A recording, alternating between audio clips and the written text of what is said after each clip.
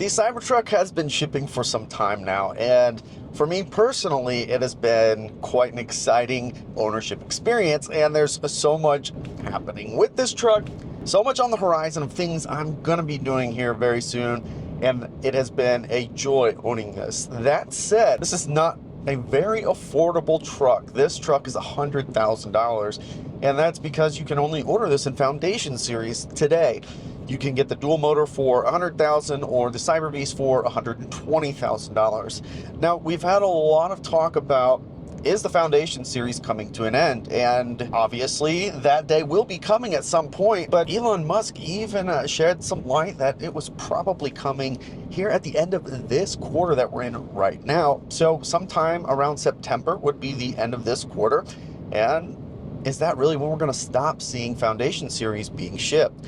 If that is the case, the Cybertruck is going to come $20,000 cheaper, so $79,990 for the dual motor and $99,990 for the Cyberbeast. And the $79,990 is such an important number because that gets you the tax credit eligibility. So it's not just $20,000 cheaper. You can actually get it, if configured correctly, for $7,500 less than that. $27,500 less than what I paid for this truck right here, if you configure it right and you qualify for the tax credit. And just a quick word on that, for qualification purposes, if you transfer the credit to the dealer, or in this case, if you take that credit at time of purchase through Tesla, you only have to qualify by means of income. Your tax liability doesn't matter.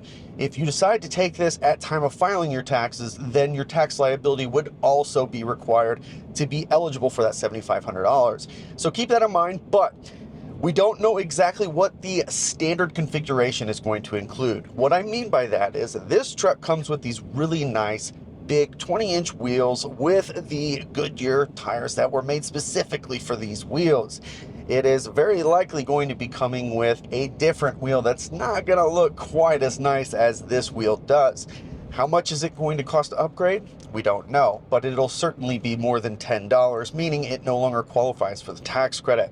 There's also some other features that are likely an upgrade, like the quote white interior, which is just white accents on the doors. So there's a number of things that might be slightly different in the $79,990 version, but to get that $7,500 tax credit, it's probably seriously worth considering. Now, if these wheels cost as much as the Model X upgrade, that's $5,500. I don't know that I would spend that if you indeed get the tax credit because you didn't get those. Instead, there's going to be plenty of takeoff wheels available on the secondary market.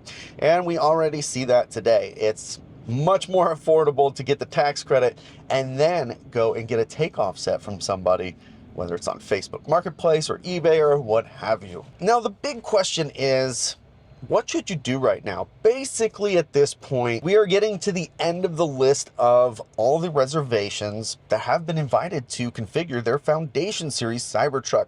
And if you pay close attention, the order says you have been invited to configure a Foundation Series Cybertruck. It does not say you have been invited to configure a Cybertruck.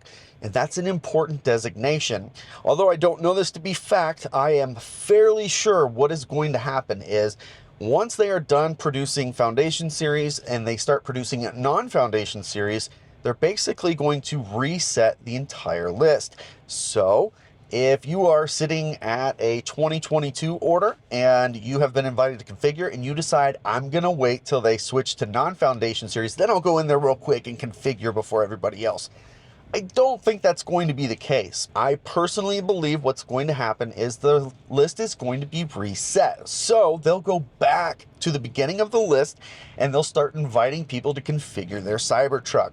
And although you were fortunate in being able to be brought to order and configure your Cybertruck here relatively early, considering you could have ordered in 2023 and have the opportunity to configure right now. The problem is this list restarts, so everybody in front of you who passed on Foundation Series is going to be invited to configure non-Foundation Series before you. Again, I do not know this to be fact. However, I am fairly confident that is how this is going to work.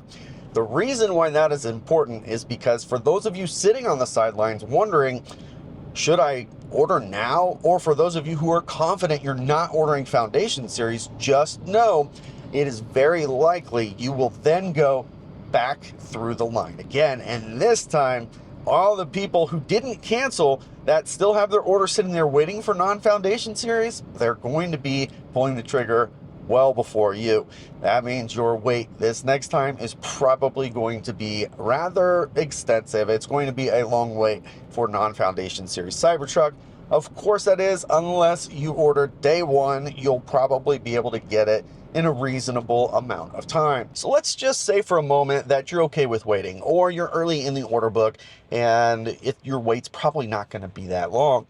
Should you wait for the non-Foundation Series, or should you go ahead and pull the trigger now to ensure you get one now instead of waiting a long time? I personally think it's a tough call. However, I probably would advise you to wait, even if you have to wait a while to get your truck. And the reason is, for this $20,000, although it does include some of these features, like ones I've mentioned, the upgraded wheels, and it does include full self-driving, not everybody wants these features, and not everybody is going to get full self-driving anyways. In fact, you'll be able to probably subscribe just like every other Tesla for full self-driving with this truck. And to me, that makes more sense because it's not a license that you get to keep no matter which Tesla you're in. So it stays with the truck. Full self-driving in this truck, I can't take with me to the next vehicle that I purchase. So that's a cost that you're having to pay whether you want it or not. And that comes with the Foundation Series. So the problem with that is you're forced to get these options that you may or may not care about. Things like full self-driving, maybe this white interior, you don't care for this over the other color option. There's so many things that we don't know about what's going to be different, including the wheels, what the other wheels are going to look like even, that it's hard to know exactly what you're going to be foregoing. And $20,000 is a lot of money. And in reality, if you're going with dual motor, it's $27,500. It's a huge difference. And even at $79,990, even with the tax credit bringing you to basically $72,500, that is not affordable. This is not an affordable truck. It is very expensive. Now, on the big picture of all electric trucks available today, it does offer quite a bit for the money.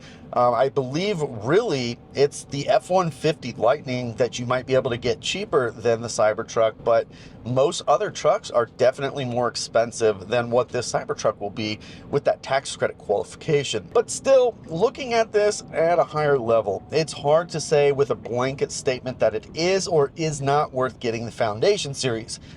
For example, if you know you want to buy full self-driving anyways, it might be worth getting the Foundation Series. Is the Foundation Series going to hold its value as well as the non-Foundation Series? I suspect it will not. That $20,000 additional that you're paying is probably not going to get you $20,000 more value than non-Foundation Series in the future on the secondary market. I think that's pretty obvious, but for those of you who think you might be holding on to $20,000 extra in value, that's very unlikely to be the case. Keep an eye on these prices, because as soon as non-Foundation Series is available, those are likely to come crumbling down at a very fast rate. So thinking about this bigger picture, I think that there's a couple of things to consider. First, are you late in the order line? Meaning, are there a million people, a million orders in front of you?